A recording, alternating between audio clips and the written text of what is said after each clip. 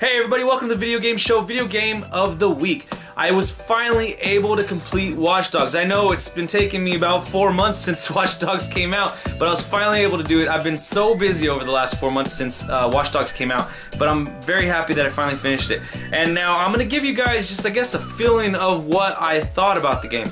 The game is not perfect by any means. It does have its pros, it does have its cons. The game definitely brought a different play style to the forefront with your abilities with hacking. I've never seen this type of gameplay mechanic in a game before. But with that being said, hacking was easy and intuitive. Over the first few minutes of the game, it becomes really easy to understand how the game is going to work and how this element of the game is going to work. And throughout the game, it becomes a lot more diverse. You have different things you can hack. But at the same time, this is also the weakness I view of the game. While you do become able to hack more items and it becomes a little bit more diverse, it also stays relatively simple in the fact that you just hold X. So the fact that this game is based around this idea of hacking the city and hacking other people and controlling what's going on around you, you kind of lose the pizzazz of it because it becomes so simplified. Also, they don't allow it enough to really control what's going on when you're in a gunfight when you're outnumbered by 15 people. The reason I say that is because more often than not, when you're in a gunfight, the easiest thing to do is to sneak around and just put your gun with your silencer on, you know, do your focus energy and snipe dudes in the head. Bam, bam, bam. And to be honest with you, that's the easiest way to get through a lot of, you know, stages, a lot of missions in the game. To me, that's a downfall of it because this game's based on the hacking. So I wanted it to be more important in that aspect.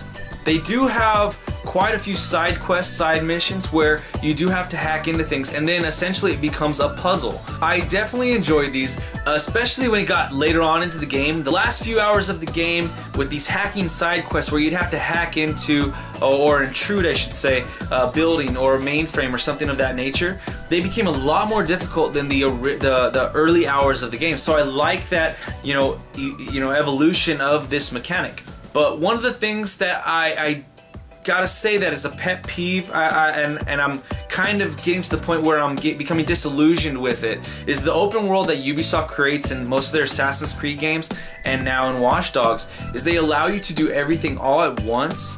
And at some point, I wish that they would kind of throttle back just a little bit. Make some missions be, you know, released at certain points during the game. With these hacking missions, I was able to do almost everything all up front in the first, you know, portion of the game before I even got through Act 1. And so for me, it was kind of like I was getting to things in the game, I was getting to powers in the game, and I became really overpowered. And after the first act, I literally zoomed right through the game. So what I hope is that Ubisoft can figure out a nice medium where they can really open up the world to you and not really like restrain you, but at the same time give you incentive to keep exploring later on in the game. When essentially when I was done with all the side quests, I wasn't exploring. I don't remember much of the city because all I was doing was going from waypoint to waypoint to waypoint. And so for me, that takes a little bit away from the game, especially a game like this where they spend so much time trying to replicate the city of Chicago. So there are some downfalls to this game, some cons to this game that, I mean, you can view them as nitpicky, and they're not game-breaking cons. They're just things that I thought could have been better thought out. So overall, though, I really enjoyed the storyline of this game. It had some turns, it had some things going on with it that you kind of expected, but at the same time, it was new and it was fresh. I definitely liked some of the things that it added to this cookie-cutter hero that we're so used to. It changed that. You're not a cookie-cutter hero. In this game, you know, you're a hero, but you're at the same time, you got blood on your hands. So I really like that. It wasn't black and white, it was a little shades of gray in there. I like that. Maybe it was 50 shades of gray, I don't know. I like the controls very much so. I thought that getting around was really easy. It's not Assassin's Creed, so you're not doing a lot of parkour, free running like in Assassin's Creed, but you're able to run, jump off things in a very natural way to get to a ledge that would be conceivable that you can reach. So I like the controls in that nature.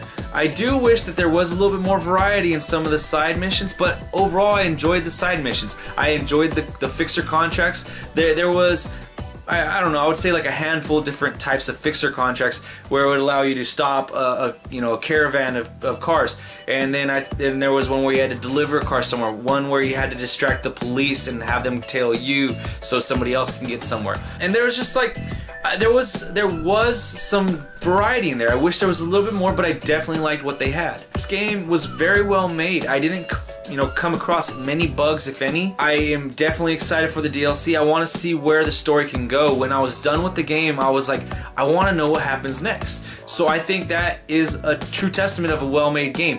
Is this game my favorite game of the year so far? No, it is not. I still like Titanfall better than this game, and as I'm playing it right now, Destiny, I actually already like Destiny more than this game. But that doesn't mean this game is at all, in any which way, a bad game.